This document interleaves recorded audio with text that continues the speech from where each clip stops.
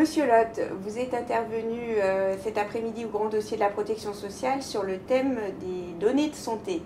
Est-ce que vous pouvez nous rappeler ce qu'on appelle les données de santé? Il y a beaucoup de données de santé, ça va des eaux de baignade jusqu'à des données sur le diagnostic des malades. Ce dont il a été beaucoup question ces derniers temps, ce sont les données qu'on appelle les données médico-administratives, qui sont recueillies par exemple par l'assurance maladie ou par l'État, et qui sont des données individuelles, telles celles qu'on trouve dans les feuilles de soins, les médicaments qu'on a pris, ou celles qu'on trouve dans les résumés de sortie hospitaliers sur l'hospitalisation, le diagnostic, les actes. Voilà, ce sont essentiellement ces informations-là sur lesquelles on a beaucoup discuté ces derniers temps.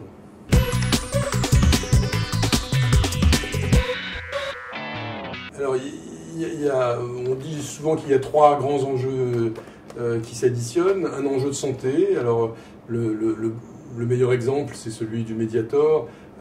Telle personne qui a pris tel médicament à telle époque va se retrouver, ou a des chances de se retrouver à l'hôpital 1 an, 2 ans, 3 ans après. Et donc cette information-là, on peut la trouver dans les bases de données, on peut l'identifier, on peut repérer de cette manière des dangers ou inversement le fait que tel médicament qui soigne très bien telle maladie n'est pas suffisamment prescrit.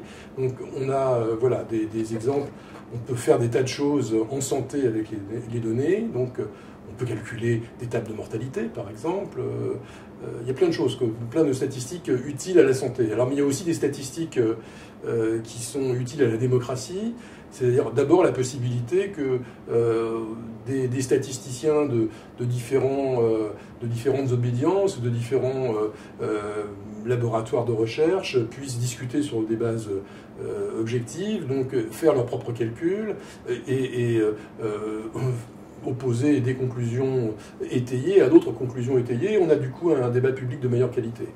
Et puis aussi que les citoyens aident eux-mêmes à l'accès à l'information sur est-ce que leurs médecins prescrivent telle ou telle chose.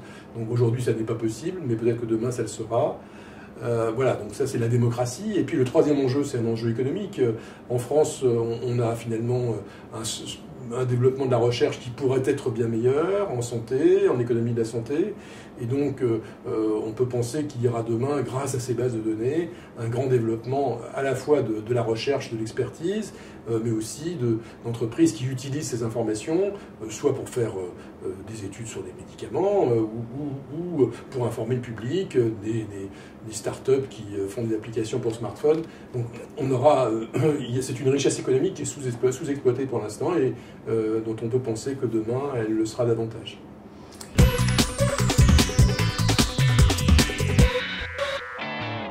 Alors, sur le sujet, on a la stéréo. C'est-à-dire qu'on a d'un côté les gens qui vous expliquent qu'il faudrait ouvrir bien davantage les données, qu'on ne le fait pas assez, que l'assurance maladie et l'État séquestrent les données.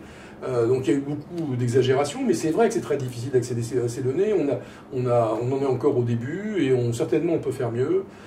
Donc ça c'est un premier risque, c'est qu'on les utilise pas assez. Et puis l'autre risque, c'est le risque pour la vie privée, le fait que dans ces données dans lesquelles on a retiré le nom, on a retiré le numéro de sécurité sociale, mais quand même, comme il s'agit de bases très précises et dans lesquelles on a toute la population, eh bien si on sait qu'une personne a été hospitalisée à telle date, à tel endroit, qu'elle a tel âge, qu'elle habite par là, eh bien souvent on la reconnaîtra dans la base, et donc il y a un risque pour la vie privée.